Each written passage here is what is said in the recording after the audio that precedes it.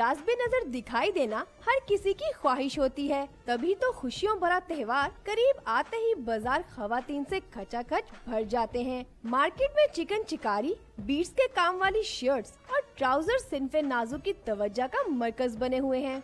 गर्मी का मौसम है बहुत ज़्यादा, तो मेरी अपनी पर्सनल चॉइस है। आई थिंक यहाँ पे जितने लोग हैं उन सब की यही चॉइस है कि लाइट कलर्स लें और some fabric which is lighter on the body. ज़्यादातर नीचे ट्राउजर्स पे काम ज़्यादा है, फ्लेयर ज़्यादा है पैंट्स में, और ऊपर शॉर्ट शर्ट्स भी हैं, लॉन्ग शर्ट्स भी अब इन हो रही हैं थोड़ी थोड़ी।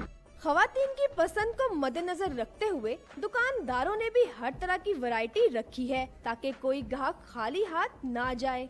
Price range is really good for the cuts and छोटी-छोटी details and craftsmanship उसके ऊपर, so it's going good so far.